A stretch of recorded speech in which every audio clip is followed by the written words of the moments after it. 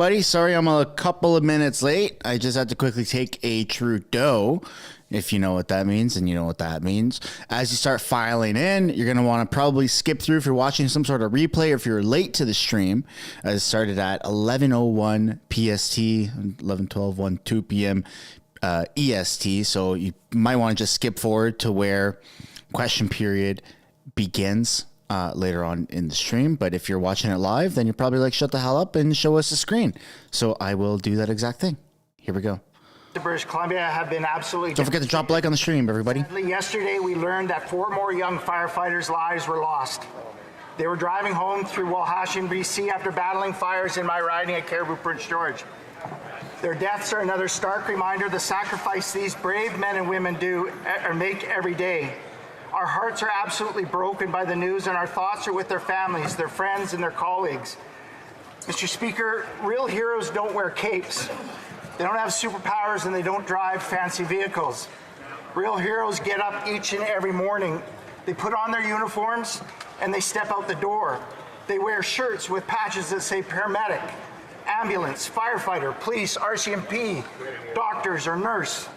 They step into harm's way just to protect us. We must remember why we were sent here, to make life better for Canadians, to protect those who protect us. And Mr. Speaker, we must never take their service for granted.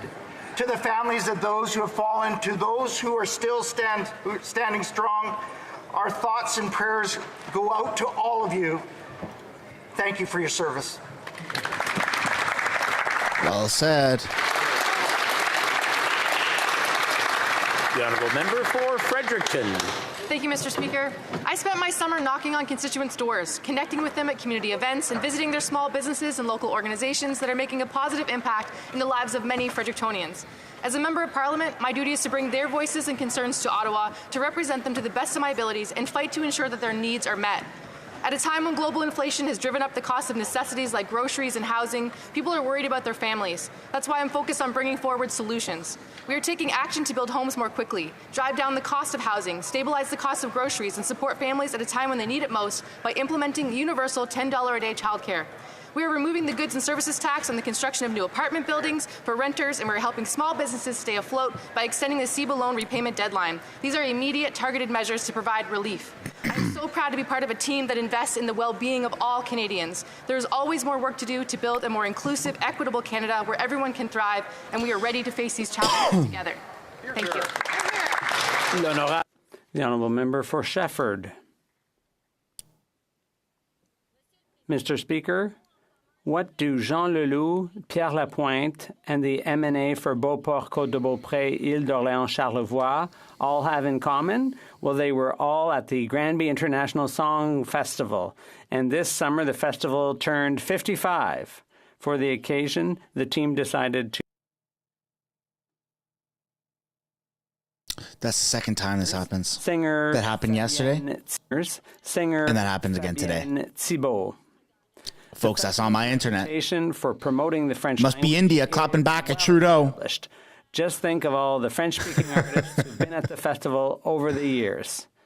With such original ideas as the Jamais Trop Tôt competition and the Country Music Weekend, the festival not only raises the profile of the region, but of the French language music as a whole to international levels. José Eric Louis and the entire festival team, as a friend and fan of the festival, I'd like to congratulate you on your excellent work and wish the festival a long life. The Honourable Member for Ottawa-Vanier.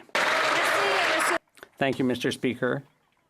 I rise today to congratulate Beechwood Cemetery, located in my riding of Ottawa-Vanier, on its 150th anniversary.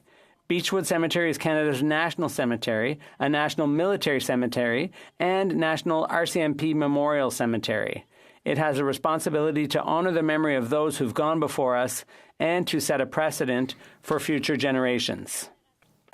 Since 1873, Beechwood Cemetery has been an important landmark for both Canada and the City of Ottawa, with a long-standing focus on community, dignity, and remembrance. In addition, with the First Nations Child and Family Caring Society of Canada, Beechwood Cemetery has endeavored to present the true nature of the impact that individuals buried in the cemetery have had on Canada's Indigenous peoples. Beechwood Cemetery is the final resting place of many distinguished Canadians, including Robert Borden, Tommy Douglas, Raina Titian, and my predecessor, Maurice Bélanger. I welcome all members of this House to visit the Beechwood Cemetery, an important and symbolic place, and invite them to join me in celebrating the 150th anniversary. The Honourable Member for Yellowhead. Mr. Speaker, I stand today to remember the second anniversary of the horrific murders of 16-month-old Noah McConnell and his mother, Mikhail Bush. On September 16, 2021, a registered repeat sex offender took their lives and altered the life. Just a reminder, everyone, to hit that like button if you haven't yet. Because of this devastating act, Cody has pushed for changes that would mean We got to get some more people in here to see what's happening. Continues to suffer every day. Along with presenting my private member's bill, Noah's Law, petition E4460 was created by the member for Red Deer Lacombe. The petition calls upon the government to impose stronger conditions against highly likely to repeat sex offenders. The deadline to sign the petition is this Saturday, September 23rd, and I encourage all Canadians to sign the petition. Let us work to empower the most vulnerable and prevent this from ever happening again. Thank you, Mr. Speaker. The Honourable Member for Kitchener-Conestoga. Thank you, Mr. Speaker. I want to start by wishing my wife, Brenda Lewis, a very happy anniversary today. To Brenda, your support and belief in me is why I'm here in this House today. It's Fall Fair season in Kitchener-Conestoga, and our community has welcomed back the Wellesley Fall Fair, the New Hamburg Fall Fair, and the Wellesley Apple Butter and Cheese Festival. Fairs bring us a sense of nostalgia, connecting us with our roots and the values of hard-working community that have defined Canadians for generations. They help build connections between urban and rural communities, bridging the gap between farms and cities. By showcasing hard work and dedication of our farmers, fairs help raise awareness about the importance of agriculture and help inspire our next generation of farmers. So thank you to all the volunteers, boards, and agricultural societies for your dedication and perseverance. I'll be joining friends in flipping pancakes at the Wellesley Apple Butter and Cheese Festival on Saturday, September 30th. You're all invited. Hope to see you there. Thank you, Mr. Speaker. Bravo. Love this. Member for Scarborough-Guildwood. Thank you, Mr. Speaker. In August, I had the privilege of leading a delegation of Defence Committee members to Europe. In the UK, we saw Canadian soldiers teaching Ukrainian recruits how to navigate minefields without blowing themselves up. These young men will shortly be on the battlefield to defend Ukraine from the murderous thugs of Putin's invasion of Western Ukraine. They got that down to a script, eh? Enhanced forward presence that coordinates a complex operation of multiple other nations, languages, and operating procedures. We also visited the very impressive UN Cybersecurity Center that briefed us on cognitive warfare. In Estonia, we visited with and were briefed by British troops and Estonian officials. In Poland, the Americans showed us their huge military presence close to the Russian and Belarusian borders. Mere months ago, Mr. Speaker, none of this was necessary. Now it is very necessary. All of the delegation, Thanks for the $2, Keith. See our very impressive military men and women in action. Thank you, Mr. Speaker. The Honourable Member for Peace River Westlock. Mr. Speaker, after 8 years, this Liberal government, Trafficking Hub continues to operate with impunity. New undercover videos confirm that MindGeek continues to profit off these videos of CSAM, sex trafficking and rape, because of the profits. This is what survivors had said all along. This Canadian company is facing 9 lawsuits with 195 victims. And these courageous survivors tell me that their fight continues to take these videos down off of MindGeek websites. I raised this issue over 4 years ago, and in 2020, the New York Times embarrassed the Liberals into acknowledging it. The Ethics Committee has made over 14 unanimous recommendations, and MPs from all parties have spoken out.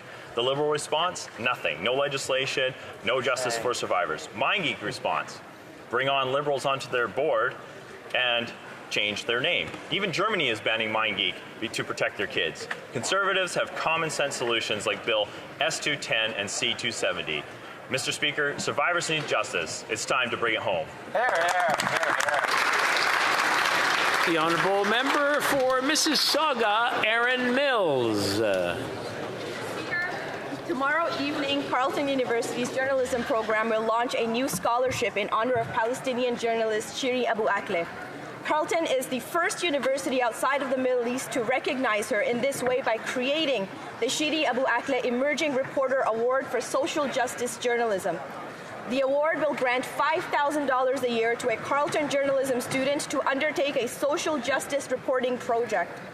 Shiri's brother, Tony Abu Akleh, has traveled to Ottawa to take part in a special tribute concert being held tomorrow evening in Carleton's Dominion Chalmers Centre. Shiri was a trailblazer, among one of the first female journalists in the Arab world to be seen on TV as a war correspondent, complete with flak jacket and helmet. We pay tribute to the remarkable legacy of Shiri Abu Akleh, a role model for generations. Thank you, Mr. Speaker. Bravo. The honourable member for Elgin, Middlesex, London. Thank you very much, Mr. Speaker. Conservative leader. Many know him as the common sense leader that this country needs. His school teacher parents know him as the boy they adopted and raised in this modest home in Calgary. His dad knows him as the son he took to early morning hockey games. His neighbors know him as the boy who delivered the morning newspaper. His children know him in French, Spanish, and English as Papa. And I know him as the man who helped me show the ropes in Parliament Hill in 2015. There you go. He worked on a poverty reduction study in HUMA committee where he warned this government to do no harm. Reduction study in HUMA committee where he warned this government to do no harm policies. But 8 years later, the numbers speak for themselves. 8 years of bad policy does harm Canadians, and we have seen it under this government. So when he says it doesn't matter who you know or where you're from, but rather who you are and where you're going, these are not empty words. He's lived it. Common sense. Let's bring it home. Yeah. The honourable member for Battle River, Crowfoot. Mr. Speaker, there was a time not that long ago when Canadians would be making the choice about where they wanted to go for dinner after a week's hard work. Today, however, just visiting a grocery store is a stressful time, and folks are forced to visit food banks in record numbers. After 8 years of this NDP Liberal government, Canadians have resorted to working multiple jobs and cutting back on necessities just to make ends meet, and it keeps getting worse. With Liberal carbon taxes, everything is more expensive, and as an example, the average farmer will be forced to spend $150,000 per year on that tax alone. That is brutal. Liberals realize that when you tax the farmer who grows the food and tax the trucker who ships the food, tax the the prices consumers of food are going to go up.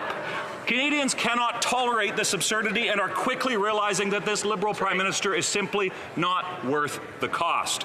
But there is a clear choice for better. Canada's Conservatives are ready to bring back common sense to this country by axing the carbon tax and bringing home lower prices so Canadians can put food back on their plates.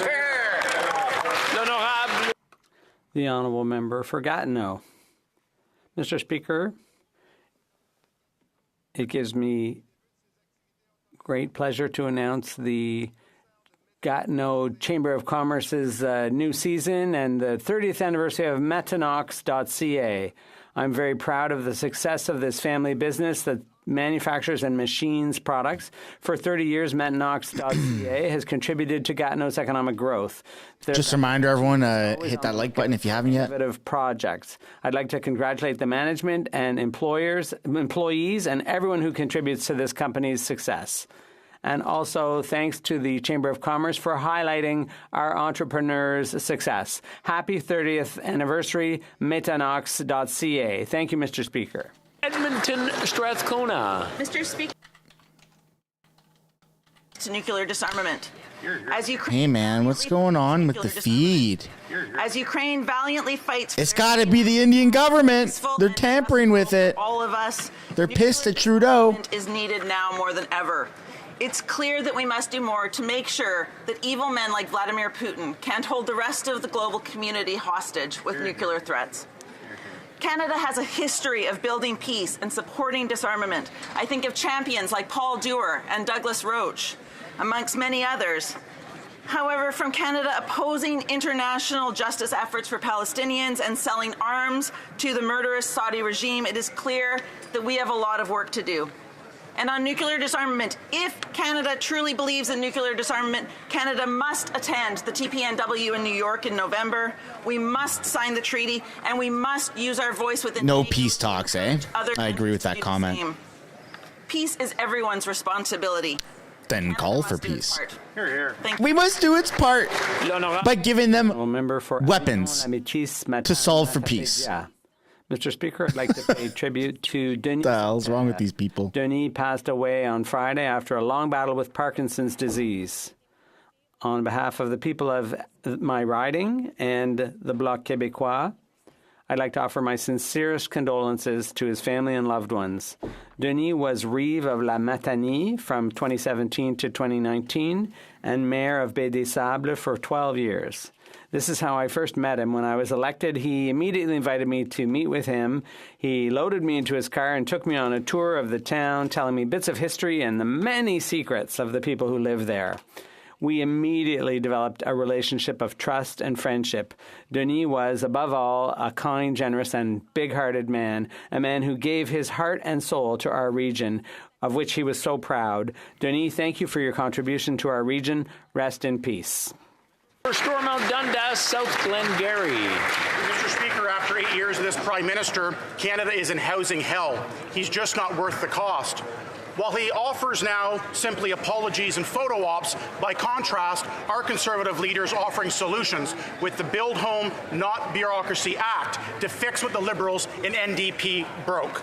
As a former mayor, I can say this is exactly the type of leadership we need in this country right now. Reward cities who actually build homes and penalize gatekeepers who block them. Remove GST on affordable rentals. Sell 15% of surplus federal properties for housing, and finally force federal executives in housing to meet a 60-day standard by scrapping their bonuses or even their jobs if they don't get it done. It's common sense, Mr. Speaker. Only give performance bonuses when someone delivers results. There used to be a deal in Canada. You work hard, you get a home. The Liberals and NDP have broke that, and Conservatives will be the one to fix it for them. It's so frustrating, the prices of homes. Member for Winnipeg South Centre. Speaker, as I rise in this House for the first time, I'm overcome. He's a Liberal. Who cares? Attitude and responsibility.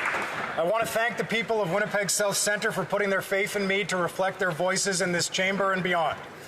Our community is diverse, vibrant, and filled with people who aspire for a better future. Together, we will tackle the challenges that matter most to them. Issues such as reconciliation, mental health access, affordable housing, and climate change are at the forefront for people in my riding and demand our attention and resolve. Je viens d'une région qui se définit par son... I'm from a region that's identified. Just a reminder, everybody. Got over 500 people. Let's try and get to 200 likes, eh? My father before me. It helps fight climate change. Of our region and help create a better life for future. Every time you like the button, you hit the like button. I will build bridges. One less thunderstorm. Improve the lives of the people we represent. Thank you, Mr. Speaker.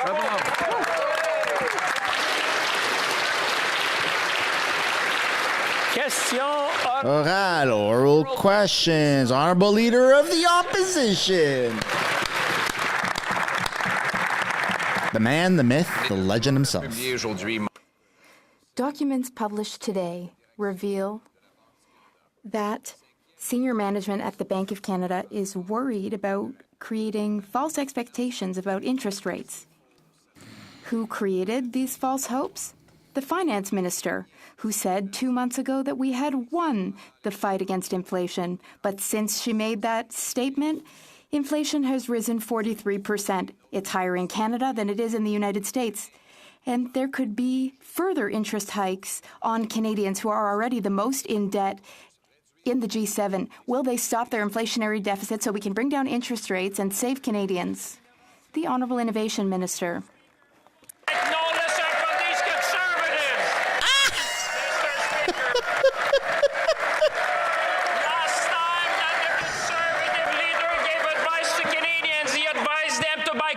Mr. Speaker, the last piece of advice that's all he's got. Is from this leader who talks about interest rate, Mr. Speaker. Today we introduced a bill to tackle cost of living in this country, to tackle issues with respect to housing, Mr. Speaker. Canadians know we have their back. We'll fight for them at every step Hey, man, at least he's way more interesting than Justin Trudeau. Opposition.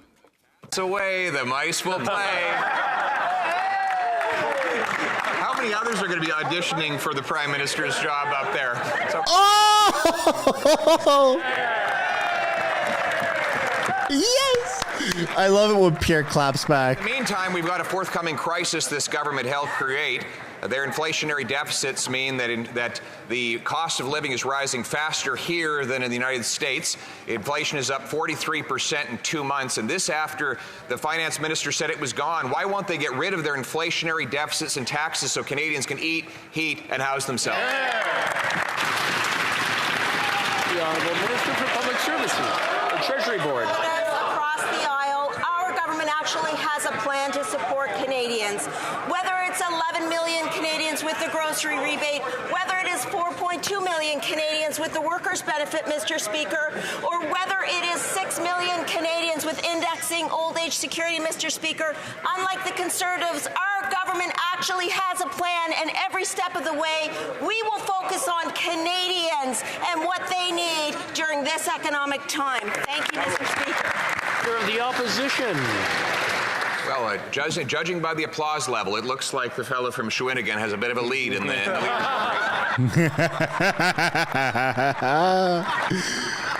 And unfortunately, it's India, man. They're after the feed. His governing council expressed concern that it was giving false hope about interest rates. His governing council expressed concern that it was giving false hope about interest rates. Well, this is getting sketchy. This is getting sketchy. Before rates rise and bankrupt Canadians. The Honourable Minister for Innovation. Speaker, I may give the Leader of the Opposition a hate for making jokes, but when it comes to the economy, it's something different, and Canadians know that, Mr. Speaker. What the Conservatives should look at is what we did today, Mr. Speaker. We talked and we introduced a bill that will make a difference in the lives of Canadians. That's what Canadians expect, Mr. Speaker. They don't expect that we make fun in this chamber. They expect us to work for Canadians. Today we introduced a bill that will make a difference in the lives of Canadians. And I enjoin all the members of this House to work with us, make them meaningful measures for Canadians so we can help people at the time of need. Honourable Leader of the Opposition. Well, I do tell the occasional joke, Mr. Speaker, but none of my humor meets with the joke that is this government's economic plan. No. A joke that has given us the worst inflation in 40 years, doubled the national debt, doubled the rent, doubled mortgage payments, doubled the needed down payment for Canadians to get into a home, made it so that a Torontonian has to save 25 years for a down payment where they used to be able to pay off a mortgage in that time. Will they reverse their disastrous inflationary policies so that Canadians can finally eat, heat, and house themselves? The Honourable Minister for Housing. Speaker, it's fascinating the honourable member, after a summer talking about housing, put forward a plan that tinkers around the edges, which experts have indicated demonstrate a lack of understanding of the urgency or scale of Canada's housing crisis. For example, we have advanced a measure that will get rid of GST on apartment construction. He's now made a commitment to put it back on for middle-class homes. Mr. Speaker, he has made a commitment to cut the program that is now changing the way that cities build home in London, in Calgary, and will impact many cities across the country. We will advance policies that make a difference, not just hang something in the window and be a pretender like him. The Honourable Leader of the Opposition. Well, Mr. Speaker, what my plan on the GST does is make sure we don't give tax breaks for $10 million penthouse apartments that member is proposing to do. We want penthouse apartments that member is proposing. Yo, come on, CPAC. The builders who qualify for it to have affordable apartment rentals so that Canadians can actually live in them. God forbid. The limousine Liberals want all the money to go to the penthouse apartments. As for his program, $4 billion, and a year and a half later, it hasn't built a single solitary house, and it's only promised 2,000 homes, of which you'd need 1,500 of those announcements to get to the number we need. Why won't they get out of the way so we can bail? Look at Pierre go, man. If the honourable member is concerned about building affordable homes, he should talk to the people who advocate for the building of affordable homes. They are telling us to advance a full GST measure, not a half measure, because that is what's going to get homes built in this country. He plans to cut the Housing Accelerator Fund, which is changing the way that cities build homes. He is literally cutting money that's going to build homes and planning to tax the people who build them. If he can't see that that don't work, he should go back to his image consultant and tell them that he needs to start wearing glasses. How's immigration, Sean Fraser? Did he just tell him to wear glasses again?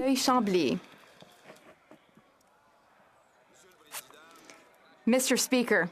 Ooh, this is going to get ruthless. L'ordre. Order. Order. Order.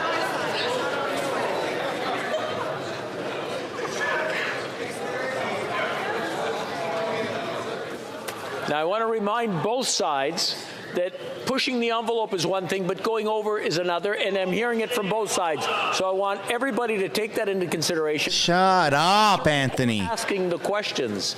The Honourable Member for Belleuil-Chambly. Mr. Speaker, yesterday, the Housing Minister admitted that there will be conditions for Quebec when it comes to the transfer of the $900 million, which should be unblocked and given to Quebec for building social housing. But social housing is not under federal jurisdiction. Is Ottawa telling those who are in distress, who can't pay their rent, who might become homeless, who are held hostage to the Liberals' desire to centralize everything through Ottawa? The Honourable Housing Minister. Mr. Speaker, I appreciate more affordable housing. With provinces and our partners at different levels of government to establish programs that are going to support vulnerable people, including in Quebec. The member for Belleuil-Chambly. We are wasting time while people are suffering, Mr. Speaker. There is poverty, housing issues, there is homelessness. We know what the problems are. We are capable of funding social housing. We have the ability to help seniors who are struggling with the rising cost of living. Meanwhile, though, Mr. Speaker, Big Oil posted $200 billion in profits last year, and yet the government has no money for social housing, no money for seniors. Mr. Speaker, are the Liberals as compassionate as the Conservatives? The Honourable Minister of Natural Resources. As I said yesterday,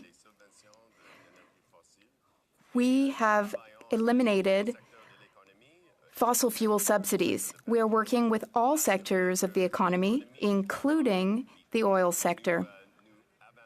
We are working with all sectors to ensure that our future will be clean and will also create good jobs for Canadians. The Honourable Member for Rosemont-La Petite Patrie. Mr. Speaker, the housing crisis is the result of Liberal and Conservative cuts to housing co-ops and social housing.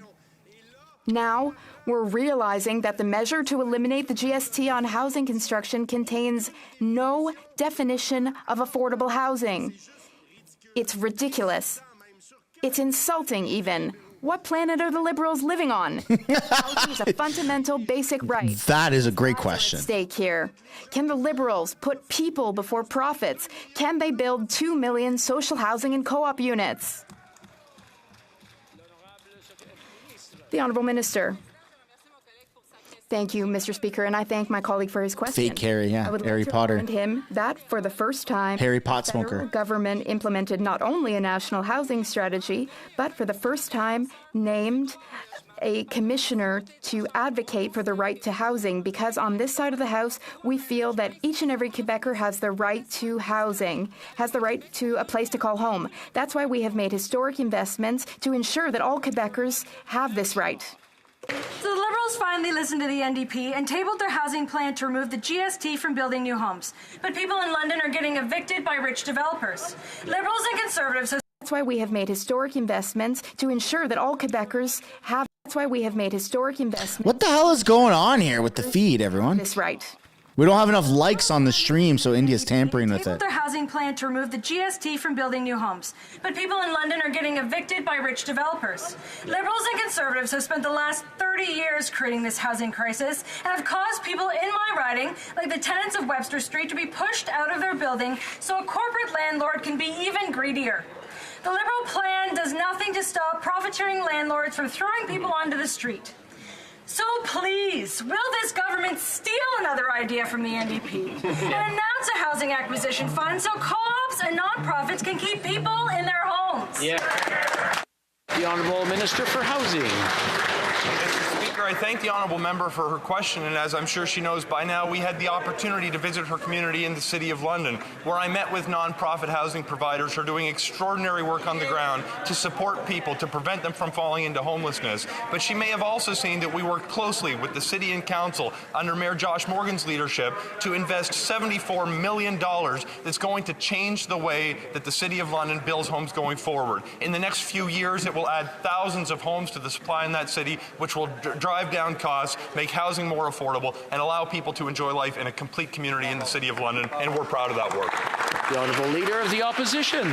Speaker, after doubling the cost of housing in this country, the Prime Minister thought he would appoint someone to fix the mess he made, who was in charge of immigration when they put refugees on the streets and under bridges, when they had international students sold into prostitution and human trafficking. And he says that I need glasses.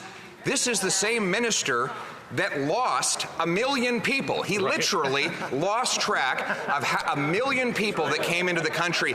Can the minister please tell us, glasses, binoculars, or otherwise, how you lose 1 million people? Oh, there he is, ladies and gentlemen. Stand up, Sean Fraser. Look at Pierre, egging him on. Pierre might get kicked out. Holy crap, man.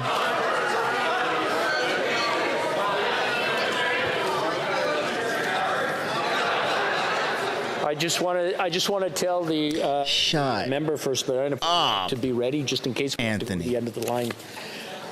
The Honourable Minister, please go. Well, Mr. Speaker, I think you see how thin-skinned the Leader of the Opposition can get when he gets a piece of his own medicine. That's right. Look, international students are a credit to this country, Mr. Speaker. They are the future. This is getting malicious. It's very lucrative, and we cannot let them down. Clearly, we need to work with provinces to make sure that they have proper housing, and we have to crack down on agents that are giving them false hope across the country. But let's not make this a partisan issue. Thank you.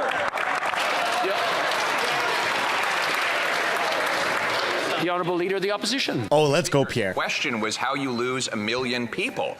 And then how is it that the Prime Minister scours his entire front bench, and hopefully he even gave a little bit of attention to his beleaguered backbench when he was shuffling the cabinet, and the one guy that he could find to fix the doubling of housing costs that he incurred as Prime Minister was the guy who lost 1 million people. The guy who will go down in history in the Guinness Book of World Record of having lost more people than have ever been lost in the history of the world. How is it possible they couldn't find anyone better than that to put in charge of housing?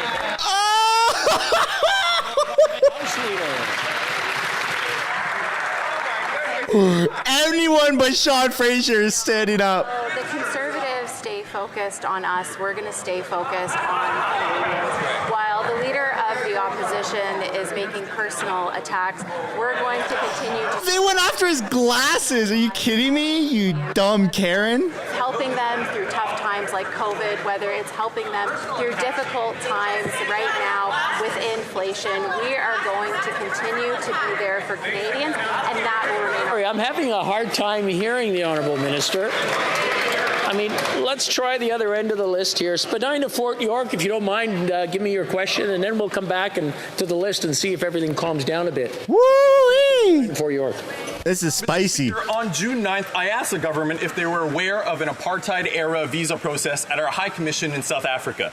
The government said it takes racism seriously and has rolled out anti-racism training in visa offices, including in South Africa. But I recently met with the Canadian High Commissioner, Chris Cooter, in Pretoria, and astoundingly, He said he wasn't aware of any racism issues. Mr. Speaker, who am I to believe? The government? An IRCC committee report that specifically identified mission racism in Africa, or an out-of-touch High Commissioner? Mr. for Immigration. Thank you, Mr. Speaker. Clearly, our government institutions are subject to systemic racism. We should not deny that. But better than that, we need to act on it. It's why I've instructed my Deputy Minister to work with her team to make sure that we are addressing racism and systemic racism across the government, but particularly in Immigration and Refugee Canada. If you look at the statistics online with respect to African migration, the statistics have gone up, but we need to do better, and we need to look at the way we process those things because we do need to have a discussion about race in this country. The member for Regina Capel. Mr. Speaker, after 8 years of this Prime Minister, it is crystal clear he's not worth the cost. His deficits are driving up inflation. Even his finance minister knows this. Just 1 year ago, she said that her goal was to, quote, not pour fuel on the fire of inflation. But then what did she do? She grabbed the jerry can and poured $60 billion of new spending on that dumpster fire. The result? Higher inflation, which means higher interest rates, which means Canadians will have bigger mortgage payments and may not be able to stay in their home. Time is running out. When will the government stop their inflationary deficits so Canadians can keep a roof over their head? Parliamentary Secretary. Mr. Speaker, what I heard from Canadians, what every member of our government heard from Canadians is that they want lower rent and lower grocery food prices. Mr. Speaker, today we introduced legislation that will help do just that. The Affordable Homes and Groceries Act will remove the GST from the construction of rental housing, Mr. Speaker, in order to build more homes in this country faster. It also strengthens Canada's competition laws in order to help stabilize prices for all Canadians. Mr. Speaker, we are laser focused on the needs of Canadians and we're responding substantively. What are the Conservatives doing? Zero.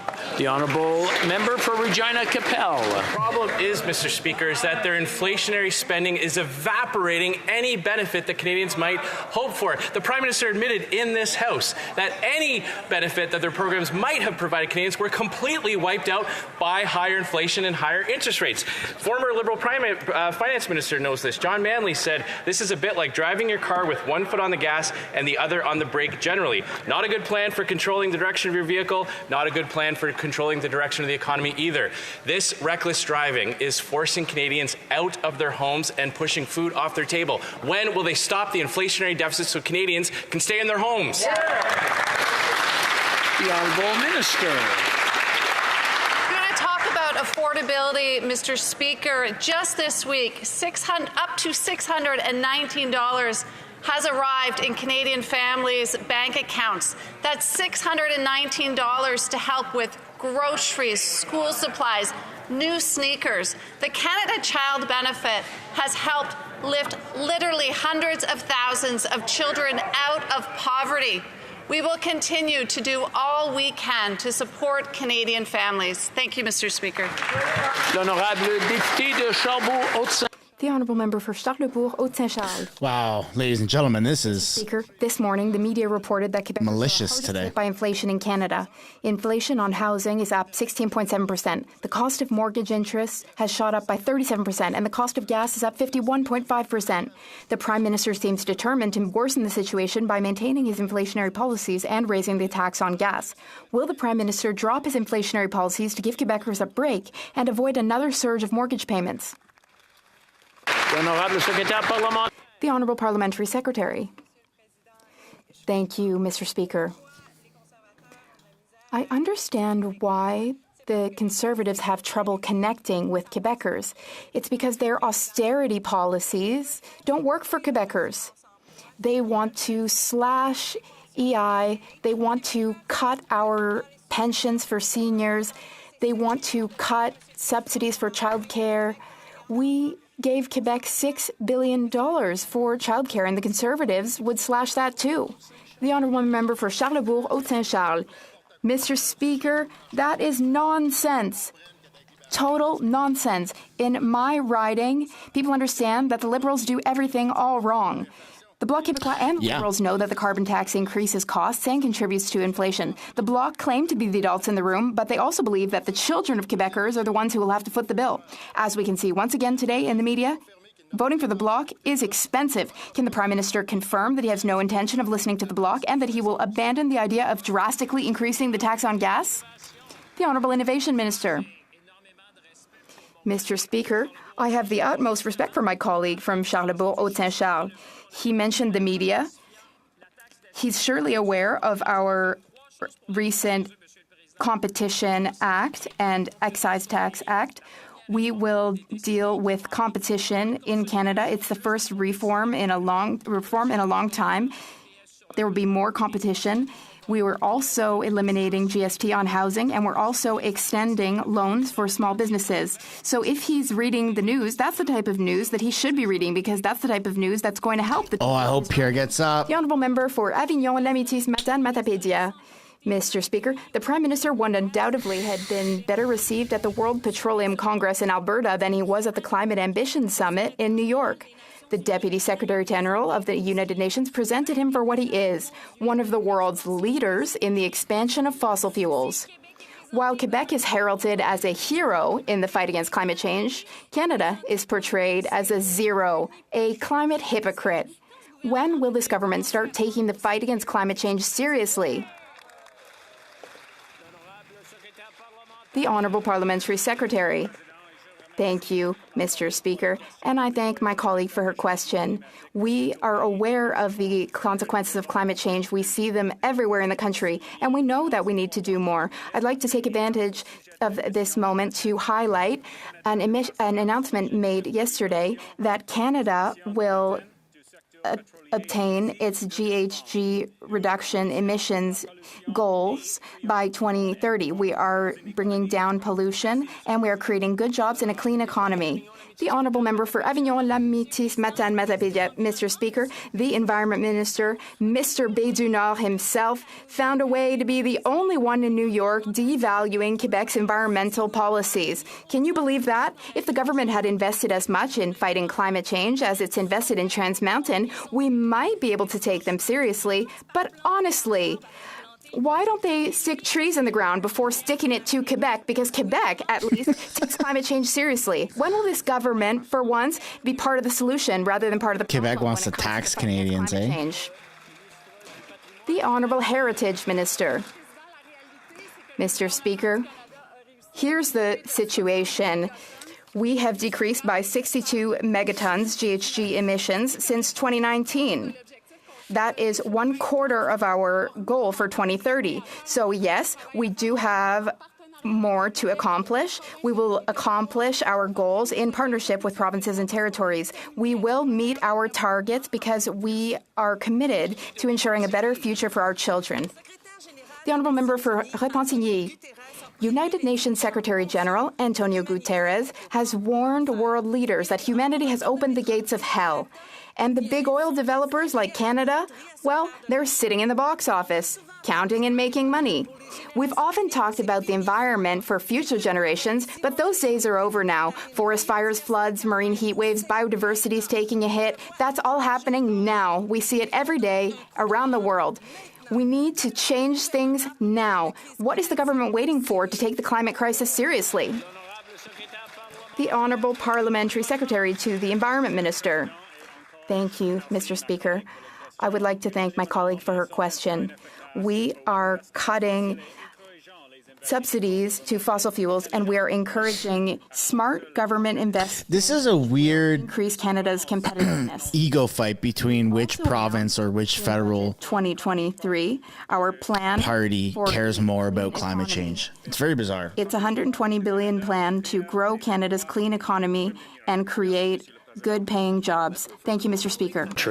Mr. Speaker, a couple from Langley, British Columbia were interviewed who said their mortgage payments went up $2,700 a month to $6,300 a month. Wow. Now, the Liberal Finance Minister is trying to convince Canadians that her plan to bring down inflation is working. It is not. It just went up again. Now, after 8 years, the NDP Liberal government spending drove up inflation, which drove up mortgage interest costs 31%. This Prime Minister is just not worth the cost. When will the Prime Minister stop his inflationary deficit spending so Canadians can keep a roof over their head?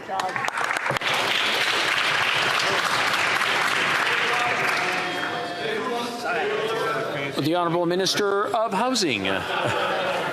Mr. Speaker, I share my honourable colleague's concern about the real serious pain that families are feeling across this country. But let's not ignore the sources of some of these challenges. Global inflation as a result of the war in Ukraine, as a result of climate change and other global factors. We are going to support Canadians through these times, including by helping them with the cost of housing. One of the major initiatives that we launched last week is to remove federal tax on home building in Canada. This is the kind of thing that will add to Canada's national housing supply and reduce inflation when it comes to the cost of living for many Canadians. I hope the Conservatives will join us by advancing a full measure, not a half measure that tinkers around the edges. The Honourable Member for Kelowna Great Lake Country. Mr. Speaker, what's serious is that Canadians are seriously worried about losing their homes, and this government continues to take zero accountability. Now, it's also the former Liberal Finance Minister, John Manley, who said the NDP Liberal government's deficits press on the inflationary gas pedal, which forces the Bank of Canada to press harder on the brakes with higher interest rates. Now, he says, like driving a car, this is, quote, not a good plan for controlling the direction of the economy. So after 8 years, Canadians are losing hope and they're hurting. When will this Liberal NDP government stop the inflationary spending so people won't lose their... The Honourable Parliamentary Secretary to the Minister of Tourism. Mr. Speaker, I agree with my colleague opposite that Canadians are hurting, and that's exactly why I don't understand why the Conservatives don't want to help Canadians. The legislation that we table today will help build more homes for Canadians right across the country, and that will lower rents and lower mortgages for all Canadians. Mr. Speaker, the legislation that we table today will also strengthen Canada's competition laws, which will help keep prices, like prices for groceries, lower in this country, Mr. Speaker. I certainly hope that the Conservatives will support this bill. Will they? The Honourable Member for Barrie Innisfil. This is how bad it is. Last week, I met a senior named Don in my Barrie Innisfil office. He told me when he renews his mortgage, he'll be left with just $600 a month from his pension because of the increases in interest rates caused by this NDP Liberal government's inflationary spending. In fact, recent CMHC data shows 24% of people with mortgages are struggling to make their monthly payments, and it's getting worse. Don, like many seniors, now realize that this Prime Minister is not worth the cost. Will the Prime Minister finally stop his inflationary spending so Canadians can keep a roof over their head? Good question. The Honourable Minister of Labour. One of the first things you could do, Mr. Speaker, if you were to help seniors, is make sure that the age of retirement where they receive OAS is 65 and not 67. We have increased OAS and helped over 3.3 million seniors. We have increased the GIS, helping 900,000 seniors. And we have lifted 45 feet. Where he's being called out. Oh, come on. Massive expansion of fossil fuels. Meanwhile, we have the CEOs of Canada's richest oil and gas companies telling us they're going to double down on what they do best, profiting and polluting.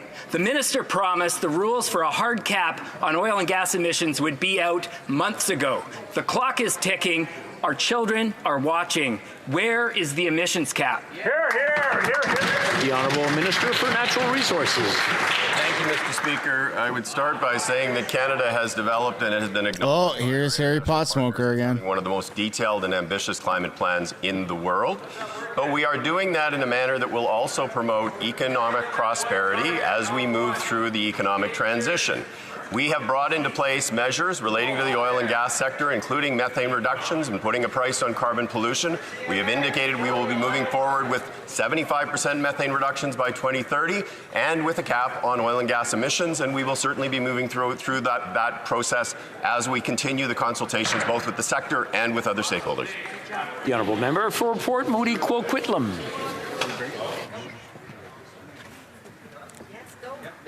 Thank you, Mr. Speaker. This government has turned its back on persons with disabilities who have endured a summer of skyrocketing housing prices, declining access to health care, and increasing food prices. Canadians with disabilities are already twice as likely to live below the poverty line, and the Liberals have not provided them adequate support. This has left Canadians with disabilities unable to pay their bills. These are not luxury items, Mr. Speaker. These are basic needs. Will this government finally create the Disability Emergency Relief Fund that the community has been calling for? Hear, hear.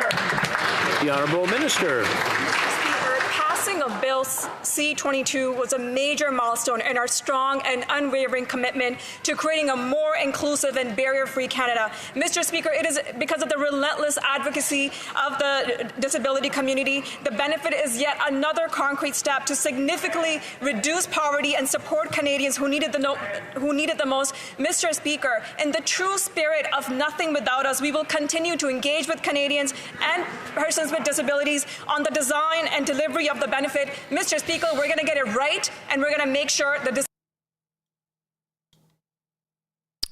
If this happens one more time, I swear to God, I'm not paying my taxes. Member for Kings Hants. Speaker, this week, this House debated C-49, an act to amend the Atlantic Accords, which is crucial legislation to drive Atlantic Canada's clean energy future.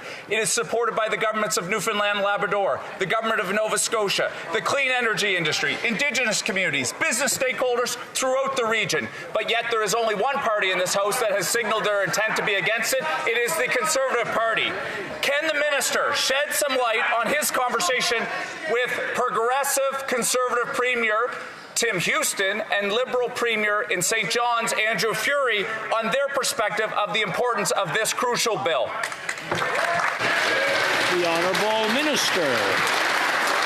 Mr. Speaker, I thank our colleague from Kings Hants for raising this important issue and for his leadership on energy issues in Atlantic Canada. This legislation is supported by both the Premiers of Newfoundland and Labrador and the Premier of Nova Scotia because it makes economic and energy sense for Atlantic Canada. By not supporting this law, the Conservatives are standing in the way of good jobs for Atlantic Canadians, investment in our communities, and more importantly, action on climate change. On that last part, Mr. Speaker, we're not surprised at all. The Honourable Member for Kamloops, Thompson, Caribou. There are only 736 dangerous offenders currently in custody or were in custody in 2022. These are the worst of the worst offenders. People like Paul Bernardo, pedophiles, repeat rapists, the most violent of records get this designation. In Canada, federal penitentiaries with minimum security designations generally don't have fences. People can just walk away. And yet, 57 of these dangerous offenders, the worst of the worst, were in minimum security last year. What will this minister do to rectify the situation so dangerous offenders can't just walk away? The Honourable Minister for Public Safety. Mr. Speaker, I think it's important when we're discussing issues as important as public safety, not to put in the minds of Canadians that dangerous offenders simply walk away from federal penitentiaries. My colleague on the other side knows that's not the case, Mr. Speaker.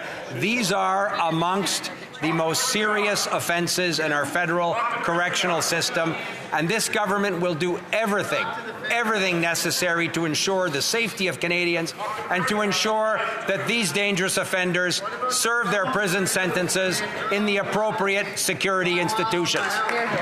The Honourable Member for Kamloops, Thompson, Caribou. Tell that to the hundreds of victims of those 57 dangerous offenders. There you go. Security, Mr. Speaker. Pick up the pace, boys. When violent and sexual crimes against children are up 126%. This government is asleep at the switch when it comes to housing, asleep at the switch when it comes to inflation, asleep at the switch when it comes to crime, and now they're asleep at the switch when it comes to public safety and jails. This government may not be worth the cost financially. They're not worth the cost when it comes to your public safety after 8 years. When will this government wake up, or will they just stay asleep at the switch? The Honourable Minister. Mr. Speaker, just because our colleague on the other side repeats the same silly phrase doesn't make it true. Mr. Speaker, our government has never been asleep when it comes to community safety, when it comes to investing in police services, in border security, undoing some of the cuts of the Harper government to our border services, particularly to keep guns and drugs out of Canadian streets. Mr. Speaker, our government is committed to doing everything necessary for the safety of Canadians, including having a robust and strong correctional system. It's starting to get noisy again, and I just want to. Hell yeah, it is. I have to name individuals, and I'm sure individuals do it. Want to be named. So let them run free, Anthony. The member for Kildonan St. Paul is going to want to hear the answer to her question. The honourable member for Kildonan St. Paul. Mr. Speaker, in May, serial rapist and murderer of young girls Paul Bernardo was transferred from maximum security to medium security prison, and Canadians were reasonably outraged by this. But after 2 whole months on the job, the new public safety minister has failed to move Bernardo back to maximum security prison where he belongs, Mr. Speaker. Painful. Worse new data tells us that hundreds of dangerous offenders, the worst, most violent criminals in the country, are in medium and even minimum security prisons. The minister has the authority to move Bernardo and others like him to maximum security. Why hasn't he done so, Mr. Speaker? Good question. The Honourable Minister for Public Safety. Mr. Speaker, again, just because our friend on the other side continually asserts something doesn't make it real. Mr. Speaker, my responsibility is to ensure that the correctional service, by law and according to regulations, treats the most serious offenders in our prison system with the appropriate level of security. The decision to transfer inmates from one correctional institution to another is in the hands of the appropriate officials at the Correctional Service of Canada, Mr. Speaker. And, Mr. Speaker, our government will continue to do everything necessary to hold these dangerous offenders to account. The honourable member for Kildonan St. Paul. Mr. Speaker, the minister does not get to escape his responsibility to Canadians. It is his duty to ensure the most vile killers don't get an easy ride and that their victims get justice in this country, Mr. Speaker. Subsection 6 of the Corrections and Conditional Release Act allows the minister to legally issue directives regarding dangerous offenders like Paul Bernardo. So to be clear, the minister has the power to move him. I swear to God, I'm not paying my taxes. Mr. Speaker, and yet he is choosing not to. Why? Make the call. The Honourable Minister. Mr. Speaker, what our government is choosing to do is to invest in all of the necessary instruments to ensure that our communities remain safe. We're investing in the Correctional Service of Canada precisely to ensure that these most dangerous criminals serve their time in the appropriate facilities. We're investing in border services, something the Conservatives gutted, to keep illegal guns and drugs from entering our country. Mr. Speaker, our government will continue to support victims, but will continue to ensure we have a robust criminal justice system that treats everybody with the appropriate security. The honourable member for Beauport-Limoilou. Mr. Speaker, in August, there were photos that were making the rounds of social media in Quebec. These weren't holiday photos or happy family get-togethers, but of the pathetic state of the Quebec City Bridge. Since 2015, Liberals have been promising to fix the bridge, but the only thing that's progressed is rust. A year ago, Mayor Bruno Marchand said it's time to stop fooling around. Mr. Speaker, can the minister tell us when will they stop fooling around? The Honourable Transport Minister. Mr. Speaker, this bridge is essential for the city of Quebec. It plays a very important role. We've been discussing with the government of Quebec, and Mr. Speaker, we're going to get this done. We're going to do it. The Honourable Member. Mr. Speaker, I will quote again the Mayor of Quebec City. We're still negotiating to find out who owns the structure and who will maintain it. This is sad and discouraging. Mr. Speaker, the entire region is discouraged after 8 years of broken Liberal promises. But here we have the new Minister of Transport, who's also the Quebec lieutenant. He's talking on behalf of all federal Liberals. He must not abandon Quebec the way his predecessors did. When will he have results to announce? The Honourable Minister, Mr. Speaker, it's not because the Bloc Québécois is discouraged. This doesn't mean necessarily that the people of Quebec City are discouraged. They're more resilient than the Bloc Québécois. We are in discussions and negotiations with the Quebec government. I had a meeting last week with Mayor Marchand, who's talking about progress on the file. Number 4, Mission Matsky, Fraser Canyon. Mr. Speaker, after 8 years of this NDP Liberal government, Canadians are seeing record inflation as grocery prices skyrocket thanks to the carbon tax. Tiff Macklem, the Bank of Canada governor, agrees that Trudeau's tax on gas and groceries increases inflation. In the case of onions, the cost is up 69%, so you don't have to wonder why food bank usage at the University of Ottawa is up over 258%. This Prime Minister is simply not worth the cost. So the question is this: will the Prime Minister eliminate the carbon tax so students can afford to eat? Before going over, I'm sure everyone's aware, but I'll remind everyone that when we're referring to someone in the chamber, we refer to them by their riding or by their position and not by their name. Just a small reminder, I know we've been gone for the summer, but just bringing it back to you again so that next time it won't happen. The Honourable Parliamentary Secretary to the Minister of Environment. Thank you, Mr. Speaker. A serious and responsible government needs to have a plan for affordability and climate change, and more we're learning the Conservatives don't have a plan for either. This summer, while Liberals were in their riding meeting with their constituents, a couple of the Conservatives, like the member from Cumberland Colchester, New Brunswick Southwest, and Northumberland Peterborough South, were enjoying Chateaubriand and Porterhouse steaks on behalf of billionaire climate change denying lobbyists. Mr. Speaker, while we're spending time in our ridings getting to know the issues that affect them most, our climate action incentive sends more money back to 80% of all households. The Conservatives don't have anything to say about climate change. The Honourable Member for Mégantic-L'Érable. The Journal de Montréal reports today that Quebecers have been hardest hit by inflation thanks to the Liberal Bloquiste coalition. It's harder and harder to put bread on the table with this increase of 36% for butter, breakfast cereals 32% more, and red meat 30% more. The Liberals are slapping taxes on everything. That's why plates don't have as much food on them. Will the Prime Minister and his Bloquiste partners abandon their idea of slapping a second carbon tax on Quebecers? The Honourable Minister. Mr. Speaker, it's surprising to hear our colleague talk like this because there is legislation which will change the Competition Act. There will be more competition. There will be, therefore, lower prices.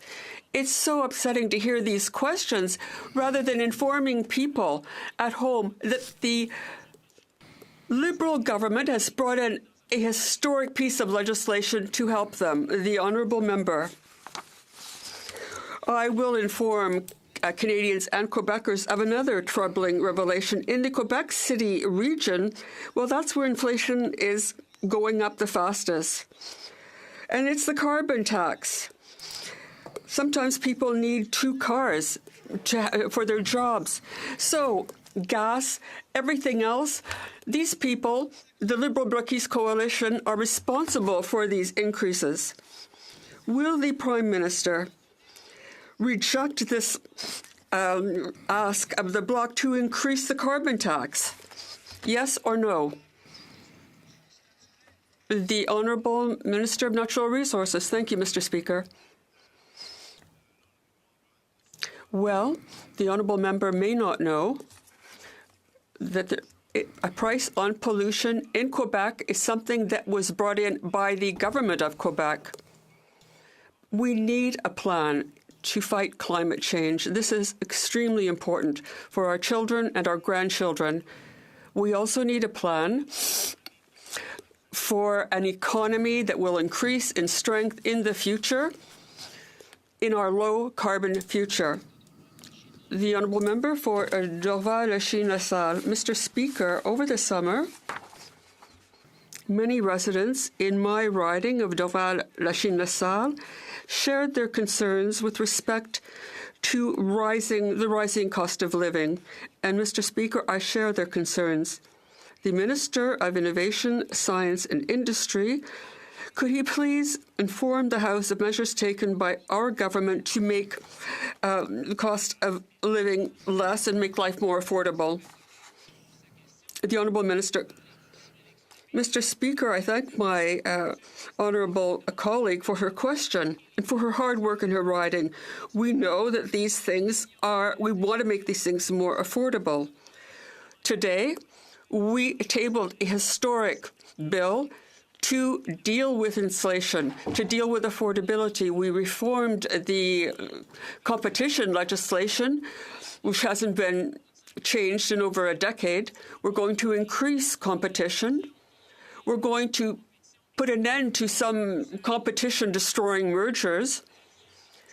And we are going to deal with this issue. The NDP Liberal carbon tax is driving up the cost of food. University student Walt McDonald must choose between eating his food bank meal for breakfast or lunch. The Dalhousie Student Union Food Bank says 10 years ago they just served extra snacks to students. Now students are using it for their weekly meal plan. After 8 years, the Prime Minister is just not worth the cost. Right. Will the Prime Minister stop forcing students to food banks and axe his inflationary carbon tax, yes or no? Parliamentary Secretary. Mr. Speaker, and indeed, this past year, from September of 2022 to 2023, it's been a tough time in Nova Scotia. We've had 3 natural disasters. We have had floods, we've had hurricanes, we've had fires. That's impacted us financially with $3 billion worth of costs. It's impacted lives, and it's... So is that what the carbon tax is going towards? Speaker, we have a plan to address that.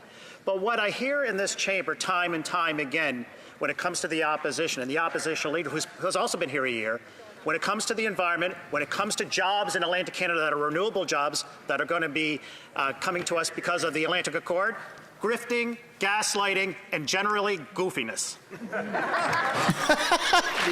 The Conservatives are goofy. What an out-of-touch answer, Mr. Speaker. After 8 long years of this Prime Minister's tax and spend inflationary policies, Canadians are recognizing he's just not worth the cost.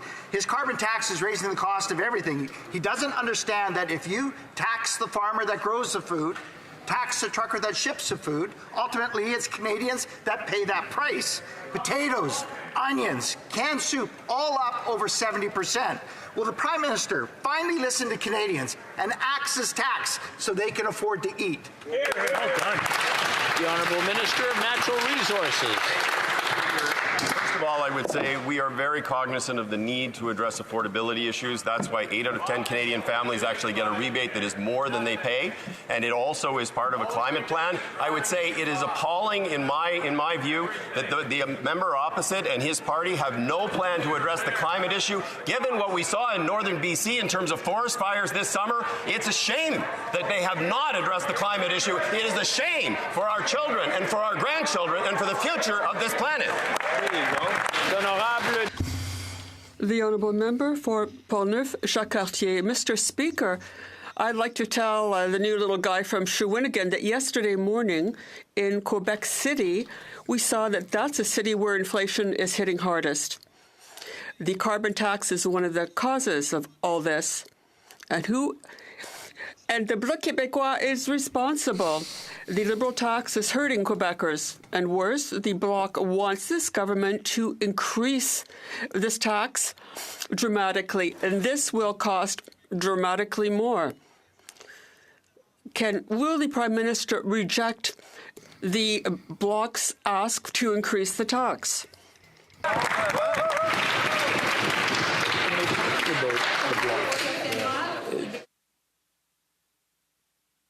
Oh, they cut the feed.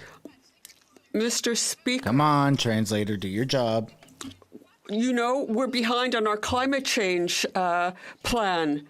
It seems that the Bloc is not interested in the cost of climate change with the impact of the storms, the fires. This makes pollution expensive, and to not deal with this would be a great mistake, especially for future generations. Speaker, we know that families are struggling with the high cost of living, but that the Canada-wide early learning and childcare system is helping them cope. In my riding of Newmarket Aurora, over 3,200 children are enrolled on this program, and I know that it is having a huge positive difference for their families. Can the Minister of Families, Children and Social Development tell this House what are her next steps in implementing this plan? Minister for Families. Mr. Speaker, my colleague is right. Many families are struggling right now, and we know how important childcare is to families struggling right now. And we know how important childcare is to families. That's exactly why we are building a nationwide system. In Newmarket, Aurora, and across Ontario, families are feeling the 50% reduction in costs already, saving literally hundreds of dollars each month. What's next, my colleague asks? We've already created or announced 50,000 new spaces. We have 200,000 more spaces to go. The Honourable Member for Nanaimo, Ladysmith. Mr. Speaker, natural health products need to be safe, effective, and properly labelled. Over 80% of Canadians rely on these products as an important part of their daily regimen. Yet, people are worried about the new Health Canada changes. They are concerned that health products will be more expensive, less available, with serious impacts on small business. Will the Liberals assure people that natural health products will be available, affordable, and appropriately regulated? Hear, hear. Minister of Health. Well, thank you very much, Mr. Speaker. And of course, it is extraordinarily important that Canadians know that the natural health products that they take are safe. It's very disturbing that more than 700 cases last year were instances where there was a serious health impact as a result of taking a natural health product and having an adverse health impact, including hospitalization. So making sure that it is safe for Canadians and at the same time ensuring that there is a fair program for small and medium-sized businesses to ensure that they are not adversely infected is what we're focused on, Mr. Speaker. I'm afraid that's all the time we have for questions. Oh, no. We'll come to some points of order after, following a discussion among representatives of all parties. Okay, ladies and gentlemen, and everyone in between, that is the Honourable Member end for Charlebourg, of, Saint-Charles. hello? That is the end of the stream. What happened there? The Honourable Member for Charlebourg, Saint-Charles. Show my face. Okay, anyways, that's where we're going to end it. I don't know what's going on with my stream. Thanks for watching. I hope to see you back at the same time tomorrow. Tomorrow Friday stream is earlier. It's 11 Eastern Standard Time. So it'd be 8 o'clock my time. I should be here. I hope I'm here. Subscribe and turn those post notifications on to check if I am here. All right.